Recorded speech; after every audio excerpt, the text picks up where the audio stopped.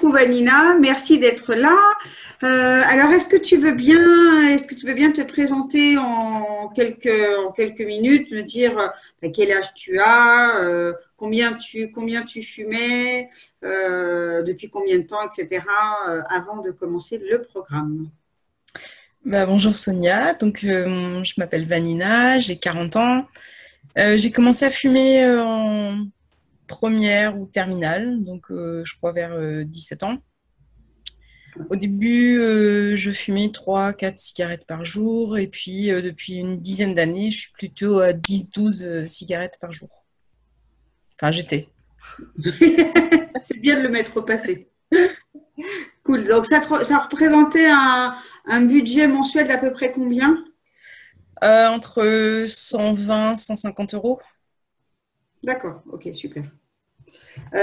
Quelles étaient les difficultés au moment où tu as rencontré, que tu m'as rencontré moi et puis le programme.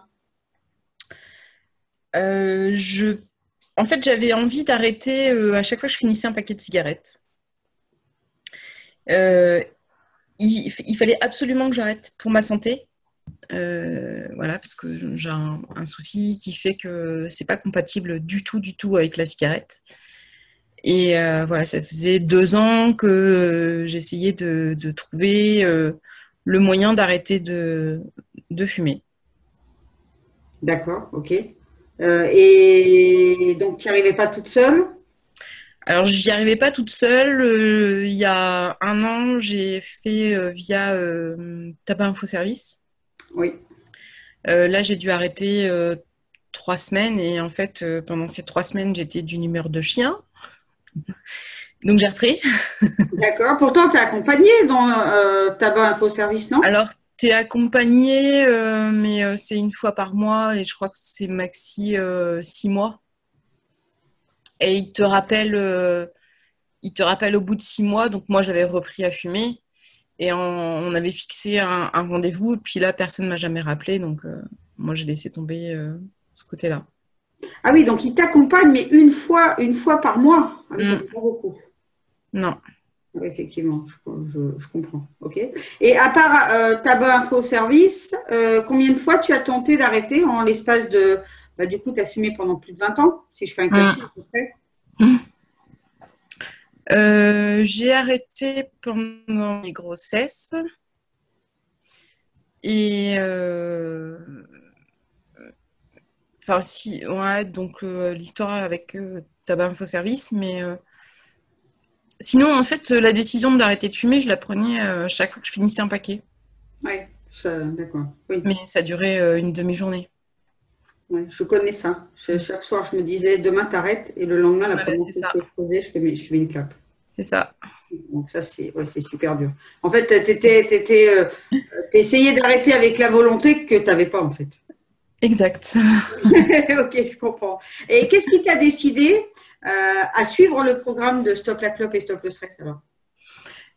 C'est le fait d'être sur une approche multidimensionnelle, enfin, voilà, plusieurs, plusieurs approches, plusieurs explications aussi Alors, c'est pas axé que sur les risques, hein, c'est vraiment euh, notre fonctionnement et le fonctionnement de la cigarette.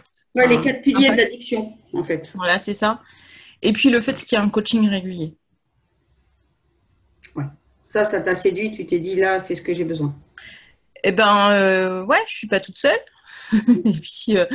Et puis, je me suis dit que tu me botterais les fesses. Et tu t'étais pas trompé alors? Hein. Tu t'étais pas trompé? Non, je me suis pas trompée, non. C'est vrai? T'as eu le sentiment que je t'ai botté les fesses? Quand j'en avais besoin, ouais. Ouais, ouais, c'est cool. Bon, ça va, si c'était quand t'en avais besoin. On va dire, si tu avais un gros blocage avant d'arrêter de fumer, avant de commencer le programme, ton gros blocage, c'était quoi? À part l'histoire de la volonté. Euh, Tu te sentais comment avant d'arrêter? Enfin, avant de commencer le programme? euh, Hyper stressée, fatiguée, on manque d'énergie. Enfin, Sur une échelle de 0 à 10, par rapport, par exemple, le stress, tu le situes à combien? oh, bah, j'étais à 11. Ah oui, Ouais, non, non, mais j'étais. En fait, je pensais que la cigarette était vraiment mon. Comment dire, m'apaiser. Mais dans la mesure où j'avais un problème de santé, non seulement ça m'apaisait pas, et maintenant je sais que c'est un leurre, et en plus ça contractait mes vaisseaux, ce qui fait que ça me rendait encore plus malade. ah oui, d'accord. Ok. Donc, euh, donc ouais, non, j'étais vraiment pas bien. Ouais. Tu dirais que c'était quand même le stress, le premier truc en fait, qui te tenait accro à la cigarette, c'était le stress. Ouais, c'est le stress. Alors, la vie quotidienne, hein, il t'arrive un truc, tu reçois une facture, tu fumes, t'es contente parce qu'il se passe un truc, tu fumes. Voilà, Tout est prétexte à fumer. c'est ça. Ouais, ouais, non, mais la cigarette devient ta meilleure amie dans tous les cas de figure. Mm. C'est exactement ça. Et une fois que tu as commencé le programme et Mm. l'accompagnement en coaching, comment tu te sentais? Est-ce que tu as vu des bienfaits tout de suite ou ça a été plus long? Ça a été progressif. Moi, j'ai appliqué les exercices et notamment le module 0. En fait, les clés de la réussite. Je les ai tout de suite affichées dans ma salle de bain et je les lisais tous les matins. Ok, super. Et ça, je pense que dans le- c'est un conditionnement positif, voilà, de se dire, je suis maître de ma réussite, l'échec n'existe pas. Enfin, euh, voilà, ça m'a apaisé. Ça m'a apaisé. Et au fur et à mesure des coachings, en fait, j'ai appris à comprendre pourquoi je fumais, qu'est-ce qui se cachait derrière, parce que c'est pas juste un besoin. Enfin, si, c'est un besoin, mais qui cache un autre besoin plus grand. Tout à fait. Et que quand on répond à cet autre besoin, bah, du coup, la cigarette, elle perd tout son intérêt. Et puis, ouais, je pense que j'ai gagné en sérénité. Au fur et à mesure des modules, tu te sentais plus Ouais. zen. Mm. C'était super. Et la veille d'arrêter, tu te sentais comment? Euh, En fait, 2 jours avant la date que je m'étais fixée, je me suis dit non mais c'est bon quoi, tu peux arrêter aujourd'hui, ça sert à rien, t'es prête. Mais voilà, je me suis forcée entre guillemets à fumer pendant ces 2 jours-là parce que ça correspondait pas à la date et c'était une date qui était importante pour moi. Mais j'étais sereine vraiment en me disant mais c'est bon, je peux le faire, on n'a pas besoin de cette cigarette. Ouais, je comprends. Donc tu te disais, c'est bon, j'en ai pas besoin. Voilà, je vais le Ok. faire, ça va être cool, ça va être facile. Ouais, ça va être facile. C'est ça. L'état d'esprit, c'est ça va être facile. Voilà, avant de l'écraser, ça va être facile. Et comment tu t'es senti pendant la première semaine? Parce que c'est souvent la première semaine, les premiers jours là, qui font le plus peur Mm. aux fumeuses. Cette première semaine, elle s'est passée comment pour toi? Alors, le premier jour, j'étais chez moi, donc la puissance des habitudes était assez forte. Et, euh, et du coup, j'étais un petit peu de mauvaise humeur le premier jour, faut le dire. Mais je me suis dit, mais attends, ok, c'est pas comme ça que tu as envie. Enfin, tu sais que tu l'as déjà fait, tu sais que tu peux le faire, tu sais que c'est facile. Donc voilà, c'est pas cet état d'esprit. Parce que en fait, voilà, je pense que j'étais reprise par c'est le petit démon hein, qui parlait, je veux ma dose, je veux ma dose. Et du coup, je l'ai un petit peu laissé prendre du terrain le premier jour. Et puis les deuxième, troisième et quatrième jours, en fait, j'étais pas chez moi, j'étais dans un endroit où j'ai jamais fumé. Enfin, j'étais jamais allée, et donc j'avais. Enfin, si, j'étais déjà allée, mais j'avais jamais fumé là-bas. Et en fait, j'ai été occupée enfin, toute la journée et j'ai pas ressenti le besoin de fumer. Et ensuite, jour 5, 6, j'ai eu l'impression que ça faisait déjà des mois que j'avais arrêté. J'en avais plus besoin. J'en avais plus besoin. Et le fait de ne pas avoir été là chez moi dans la routine pendant 3 jours, eh ben, ça a cassé le rythme des habitudes. Et voilà. Mais vraiment, j'étais surprise parce que j'ai eu l'impression que ça faisait des mois que j'avais arrêté. Enfin, j'étais comme désintoxifiée. Oui, désintoxiquer. Ouais, désintoxiquée.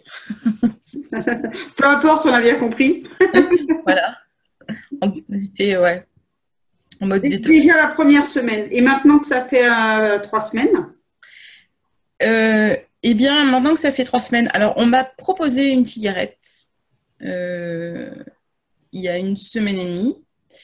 Euh, et là, je me suis dit, non mais déjà, il fait froid dehors, il pleut, tu fais pas me cailler pour un truc, c'est dégueulasse, et en plus, ça m'empoisonne. Non merci, j'ai arrêté de fumer. cool. Voilà, et là, en fait, là, je pense au moment où j'avais l'habitude de fumer, mais je me dis, et je m'interroge, est-ce que là, tu en as besoin? Est-ce que tu en aurais envie d'une? Et la réponse est non. J'ai pas envie. J'ai pas envie d'une cigarette. Ok, t'en es arrivé quand même voilà, à t'interroger en disant, tiens, est-ce que t'en as envie d'une? Ah ben non. T'écoutes la voix de la fée qui te dit non. Mm, mm. D'accord. Et ton dragon, il se manifeste plus en ce moment? Il va se manifester comme là aujourd'hui où j'ai travaillé toute la journée à l'extérieur et du coup je vais rentrer chez moi et ça va être plus parce que voilà j'étais dans de bonnes énergies, j'ai partagé des choses, etc. C'était une bonne journée pour moi et c'était peut-être la récompense quoi. Ça va être, il va dire ah t'as bien mérité une récompense. Et sauf que voilà aujourd'hui c'est non mais c'est pas la bonne récompense si je veux me récompenser, je vais me faire un bon thé ou je vais me poser dans le canapé, regarder un truc à la télé ou prendre un bouquin. Enfin, voilà. J'ai toujours dans mon agenda la liste des choses que je peux faire si j'ai envie d'une cigarette. Donc, voilà, boire un verre d'eau, etc., ça en fait partie. Euh, Même si je la regarde pas, mais c'est un support. Mm. Et puis, au fur et à mesure du programme, on a des post-it à marquer, enfin à mettre. En tout cas, moi, je les ai mis et je les ai laissés pour l'instant. Donc, ils sont là pour me rappeler que je me suis engagée envers moi-même à vraiment prendre soin de moi. Cool. Super. C'est bien. Mais ces post-it, je pense que tu peux laisser, comme ils ne concernent absolument pas que la cigarette, je pense que tu peux les laisser, Mhm. à mon Je vais en avis. mettre d'autres, Aussi, aussi. adaptés à autre chose. Oui, tout à fait, tout à fait.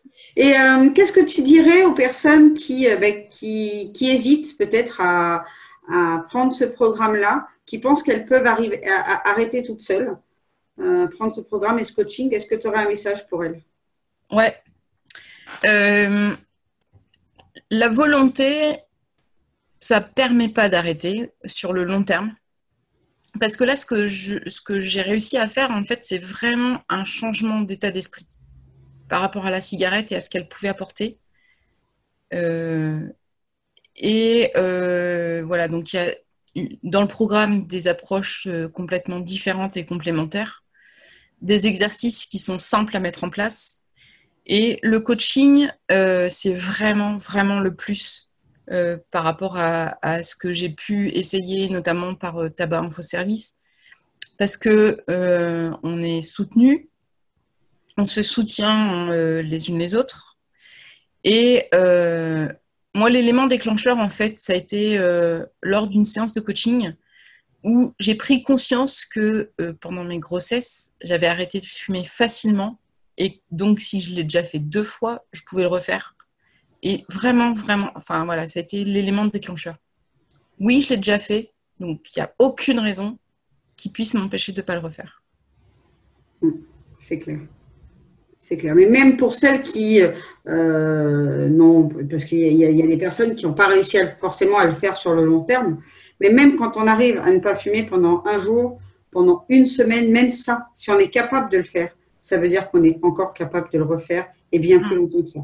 Parce que c'est juste parce qu'on n'a pas les outils pour persévérer. Hein, on n'a pas les bons tuyaux pour ne pas craquer, etc. Mais effectivement, quand on sait le faire une fois, et dans l'absolu, après chaque cigarette, on a quand même une période, même si c'est une période d'une heure, de 2 heures, ou parfois quand dans un grand voyage, on prend l'avion par exemple, il y en a qui prennent l'avion pendant 12 heures, ça leur montre aussi que même si c'est voilà, c'est quand même si c'est que 12 heures, pendant 12 heures, c'est possible de ne pas fumer. Et d'ailleurs, on le fait pour toutes les fumeuses qui fument encore maintenant, on le fait en général toute une nuit. Oui, c'est ça. C'est qu'on se rend compte quand même que le corps, il est capable, il ne va pas nous réveiller pour dire tu as besoin d'une clope, quoi. Ouais.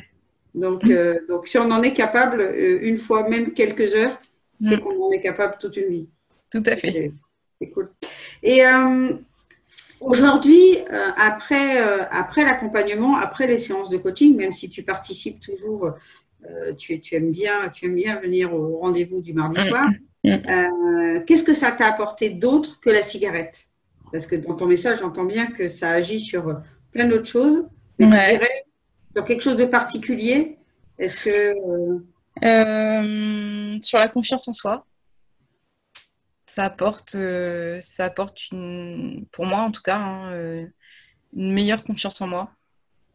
Voilà, parce que arrêter la cigarette, c'était un challenge, une décision que j'avais prise il y a 2 ans, un peu plus de 2 ans maintenant, et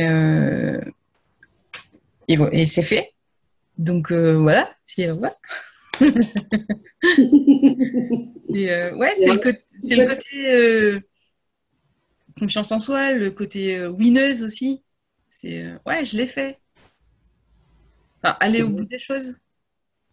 Enfin, voilà, c'est se fixer. Se donner la chance d'y arriver. Voilà, tu t'es donné la chance. Décider, se fixer un objectif et l'atteindre.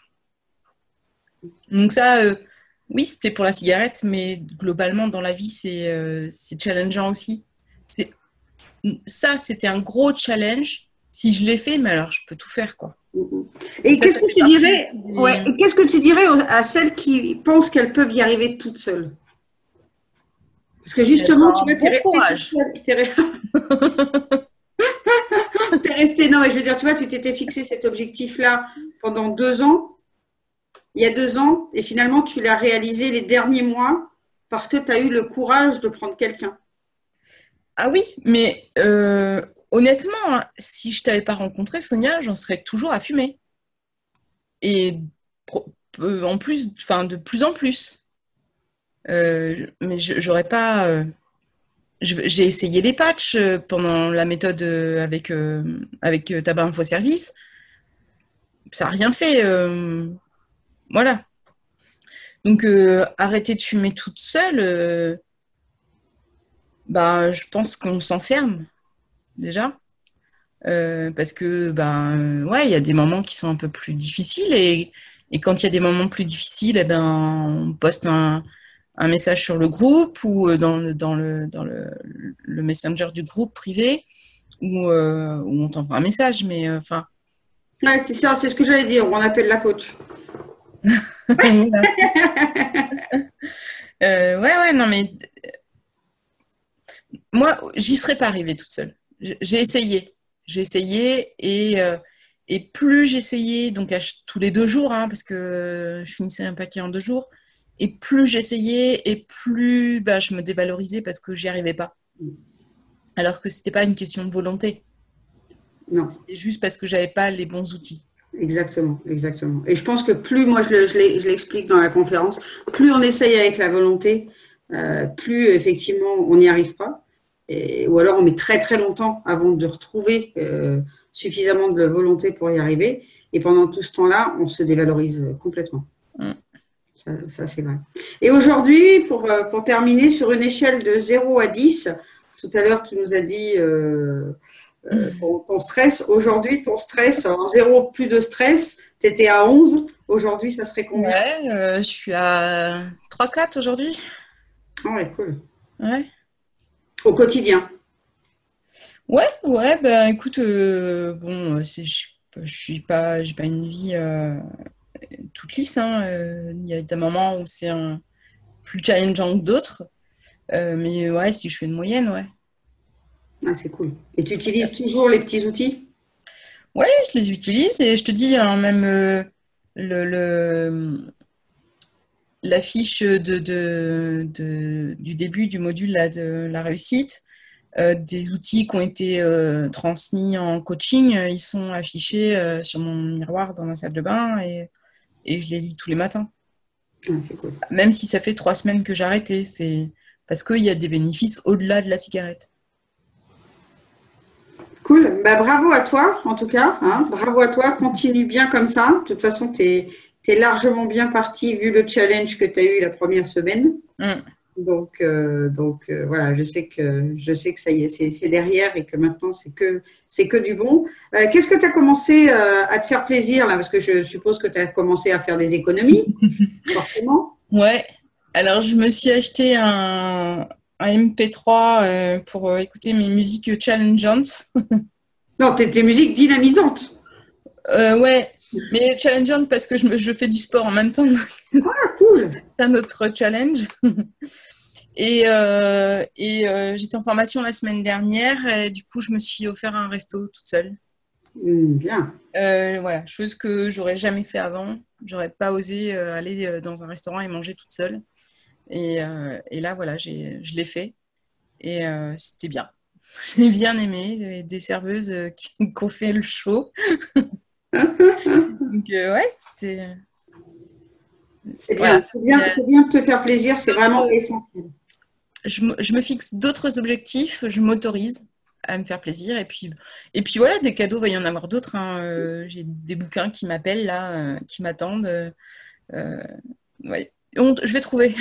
Oh oui, oui, on a plus de facilité à trouver. Il n'y a pas de souci. Hein. Les cadeaux, en général, on met pas 2 ans à se les offrir. Voilà, Donc, c'est cool. Ben, en tout cas, merci beaucoup, Vanina, pour ce joli témoignage. je Et t'en prie. puis, ben, je te dis à ce soir, puisqu'on est mardi. À ce soir. À ce soir pour le coaching de groupe. Et puis un énorme bravo et merci pour ton témoignage. Merci à toi. Je t'embrasse tout fort. Bisous. Ciao, ciao.